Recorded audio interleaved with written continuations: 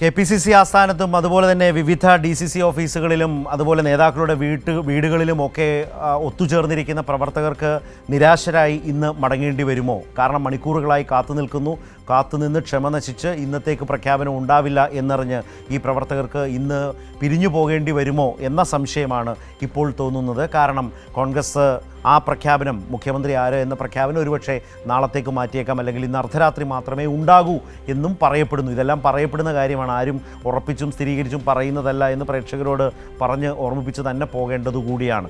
ഇപ്പോൾ ദാ ആലപ്പുഴയിൽ നിന്ന് ഷാജഹാൻ കൂടി ചേരുകയാണ് നമ്മൾക്കൊപ്പം.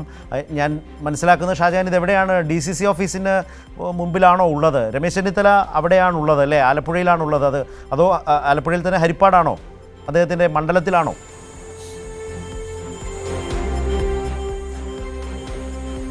ശരത്ത്, രമേശ് ചെന്നിത്തല തിരുവനന്തപുരത്താണുള്ളതെന്നാണ് നമുക്കറിയാൻ സാധിക്കുന്ന കാര്യം. അദ്ദേഹം ഹരിപ്പാടേക്ക് വന്നിട്ടില്ല. ഞാനിപ്പോൾ നിൽക്കുന്നത് ആലപ്പുഴ DCC ഓഫീസിന് മുന്നിലാണ്.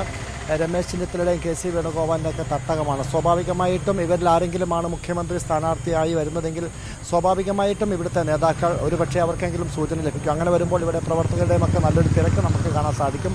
പക്ഷേ ഇപ്പം നമുക്ക് കാണാൻ സാധിക്കുന്നത് ഇവിടെ ആരുമില്ല. മാധ്യമപ്രവർത്തകർ മാത്രം, മാധ്യമപ്രവർത്തകരും പോലീസും ഇവിടെ എത്തിയിട്ടുണ്ട്. സാധാരണഗതിയിൽ ഇങ്ങനെ ഒരു മുഖ്യമന്ത്രിക്ക് വേണ്ടിയിട്ടുള്ള ചർച്ച നടക്കുമ്പോഴോ ആലപ്പുഴ ജില്ലയിൽ നിന്നൊരു മുഖ്യമന്ത്രി വരാൻ സാധ്യതയുണ്ടെങ്കിൽ ഒരുപക്ഷേ ഇവിടെ പ്രവർത്തകരുടെ വലിയ ഒരു തിരക്കും അല്ലെങ്കിൽ ഒരു ബഹളമൊക്കെ തന്നെ നമുക്ക് കാണാൻ സാധിക്കുമായിരുന്നു. പക്ഷേ അതൊന്നും ഇല്ലാതെ ഇപ്പോൾ തികച്ചും മൂകമായ ഒരു അന്തരീക്ഷമാണ് നമുക്കിവിടെ കാണാൻ സാധിക്കുന്നത്. ഇതിൽ നിന്ന് തന്നെ വളരെ വ്യക്തമാണ് ആരാവാം മുഖ്യമന്ത്രി എന്നുള്ളൊരു ചോദ്യചിഹ്നം ഇവിടെ നിൽക്കുകയാണ്. പക്ഷേ എന്തായാലും ചർച്ച പൂർത്തീകരിച്ചിട്ടില്ല. ചർച്ച ഡൽഹിയിൽ നടക്കുകയാണ്. സ്ഥിരീകരണം എപ്പോഴുണ്ടാകുമെന്നറിയില്ല. പക്ഷേ എങ്കിലും ചില നേതാക്കളൊക്കെ തന്നെ DCC ഓഫീസിനുള്ളിൽ എത്തിയിട്ടുണ്ട്. രമേശ് ചെന്നിത്തലയെ അനുകൂലിക്കുന്നവരും അതോടൊപ്പം തന്നെ KC വേണുഗോപാലിനെ അനുകൂലിക്കുന്നവരൊക്കെ തന്നെ ഇവിടെ DCC ഓഫീസിൽ എത്തിയിട്ടുണ്ട്. ആലപ്പുഴ ജില്ലയെ സംബന്ധിച്ചിടത്തോളം BD സതീശൻ്റെ അത്ര കൂടുതൽ പ്രവർത്തകരോ നേതാക്കളോ ഇല്ല. 1-2 നേതാക്കൾ മാത്രമാണ് ഉള്ളത്. പക്ഷേ അവരാരും തന്നെ ഇവിടെ എത്തിയിട്ടില്ല എന്നാണ് നമുക്ക് മനസ്സിലാക്കാൻ സാധിക്കുന്നത്. എന്തായാലും ഞാൻ നേരത്തെ സൂചിപ്പിച്ച പോലെ തന്നെ മുഖ്യമന്ത്രി ആരാകും എന്നുള്ള ചോദ്യത്തിൻ്റെ ഒരു ഉത്തരം നമുക്കിവിടെ നിന്നൊരു പക്ഷേ പറയാൻ സാധിക്കും. അത് ഈ DCC ഓഫീസിൻ്റെ മുന്നിൽ നമുക്ക് നോക്കുമ്പോൾ വ്യക്തമാകും. കാര്യം അത്രത്തോളം വളരെ ആളും അനക്കവും ഒന്നുമില്ലാത്തൊരു സ്ഥിതിയാണ് നമുക്ക് ഈ DCC ഓഫീസിന് മുൻവശത്ത് കാണാൻ സാധിക്കുന്നത്. ശരത്, ഏതായാലും ഈ വൈകുന്നേരവും സംസ്ഥാനത്തെ കോൺഗ്രസ് പ്രവർത്തകരെയും UDF പ്രവർത്തകരെയും ഒക്കെ കൂടുതൽ നിരാശരാക്കുന്നൊരു സാഹചര്യമാണ്. ഈ നേരമായിട്ടും ആ പ്രഖ്യാപനം നടത്താൻ കോൺഗ്രസ് ഹൈക്കമാൻഡിന് കഴിഞ്ഞിട്ടില്ല. ശരി ഷാജഹാൻ, ആലപ്പുഴ DCC ഓഫീസിന് മുമ്പിൽ നിന്നുമാണ് ഷാജഹാൻ ഈ വിവരങ്ങൾ നൽകിയത്.